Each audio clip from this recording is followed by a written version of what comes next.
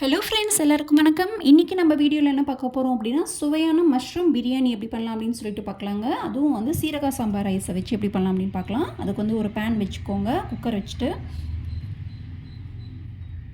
அதில் வந்து ஒரு 4 டேபிள் ஸ்பூன் அளவுக்கு தேங்காய் எண்ணெய் யூஸ் பண்ணிக்கோங்க.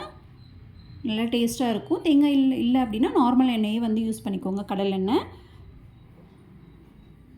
இப்போ இதில் வந்து பிரிஞ்சி இலை ஒன்று போட்டுக்கோங்க. கூடவே வந்து மசாலா ஐட்டம்ஸ் எல்லாமே போட்டுக்கோங்க. பட்டை, கிராம்பு, ஏலக்காய் எல்லாமே போட்டுக்கோங்க.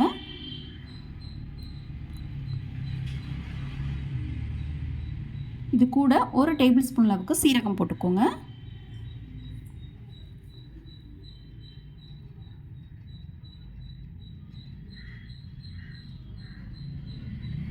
இதில் பச்சை மிளகா 2 கீரி போட்டுக்கோங்க. பெரிய வெங்காயம் நல்லா நீளமாக வந்து கட் பண்ணி 2 போட்டுக்கோங்க. 2 பெரிய வெங்காயம். வெங்காயம் வந்து கலர் வந்து சேஞ்ச் ஆகட்டும், வதக்கிக்கோங்க நல்லா.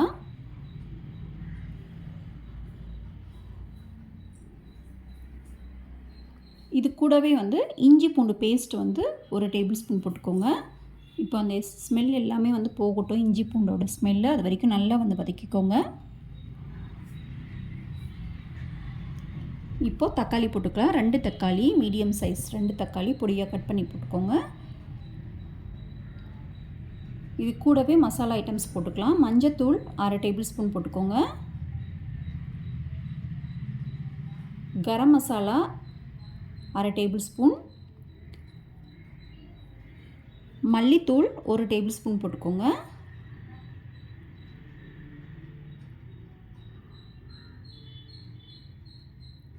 சில்லி பவுடர் 1/2 டேபிள் ஸ்பூன் போட்டுக்கோங்க.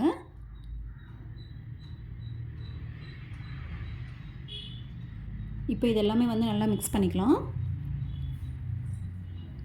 லைட்டாக ஒரு 2 டேபிள் ஸ்பூன் அளவுக்கு தண்ணி விட்டுக்கோங்க. தண்ணி விட்டு மிக்ஸ் பண்ணிக்கோங்க. இது கூடவே வந்து தேவையான அளவு உப்பு போட்டு ஆட் பண்ணிக்கோங்க.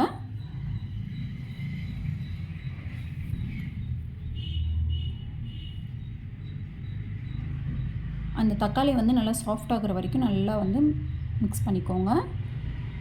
வதக்கிட்டு இப்போது இதில் வந்து கட் பண்ணி வச்சுருக்கிற மஷ்ரூம் வந்து போட்டுடலாம்.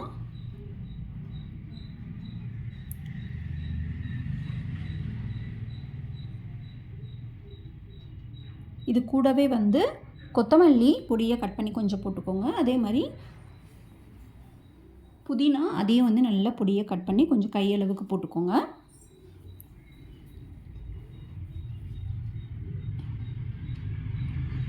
மஷ்ரூம்லேருந்து நமக்கு தண்ணி வரும், அது வரைக்கும் வந்து நல்லா வதக்கிக்கோங்க. ஒரு 5 மினிட்ஸ் இருந்தாவே போதும், தண்ணி வர ஆரம்பிச்சிடும். இப்போ தண்ணி வந்துடுச்சு மஷ்ரூம்லேருந்து. இப்போது நம்ம எடுத்து வச்சுருக்கிற ரைஸுக்கு தகுந்த மாதிரி தண்ணி ஊற்றிக்கோங்க. நான் சீரக சாம்பா 2 கப்பு வந்து ஊற வச்சுருக்கேன். ஆல்ரெடி ஊற வச்சிட்டேன். ஸோ அதனால் 4 கப் அளவுக்கு தண்ணி ஊற்றிக்கிறேன். 1 கப் அப்படின்னா ரைஸ் அப்படின்னா 2 கப்பு தண்ணி ஊற்றிங்கன்னா கரெக்டாக இருக்கும். இப்போ இது தண்ணி வந்து நல்லா கொதிக்கட்டும். கொதிக்க ஆரம்பிச்சிருச்சு. இப்போ நம்ம ரைஸை வந்து வாஷ் பண்ணிவிட்டு இதில் போட்டுடலாம். நீங்கள் இந்த ஸ்டேஜில் வந்து உப்பு வேணும்னா செக் பண்ணிக்கோங்க. அதுக்கப்புறம் நெய் வேணால் கொஞ்சம் மேலே வந்து 1 டேபிள் ஸ்பூன் அளவுக்கு ஊற்றிக்கலாம். இப்போ இதை க்ளோஸ் பண்ணிவிட்டு ஒரே ஒரு விசில் விட்டு எடுத்துடுங்க, கரெக்டாக இருக்கும். ரொம்ப அதிகமாக வேண்டாம். சீரக சம்பா டக்குன்னு வந்து குழஞ்சிடும். ஒரு விசில் விட்டுட்டு எடுத்துடுங்க. இப்போ இதை க்ளோஸ் பண்ணிடலாம். விசில் ஆறிடுச்சு. இப்போ எடுத்து பாருங்கள். சுவையான மஷ்ரூம் பிரியாணி ரெடி ஆகிடுச்சு. இப்போ இதை வந்து மெதுவாக வந்து கிளறி விடுங்க. ரொம்ப வந்து இதாக பண்ணிங்க அப்படின்னா குழஞ்சிடும் எல்லாமே. லைட்டாக வந்து மல்லி இலை வந்து தூவிக்கலாம். லைட்டாக வந்து மிக்ஸ் பண்ணிக்கோங்க. இதை டேஸ்டான மஷ்ரூம் பிரியாணி ரெடி ஆகிடுச்சு.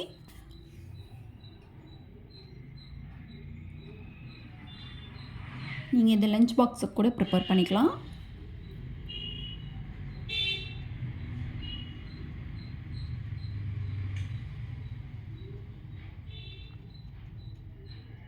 சீரக சம்பா ரைஸ் அப்படின்றதுனால அது ஒரு தனி டேஸ்ட்டாக இருக்கும், டிஃப்ரெண்ட்டாக.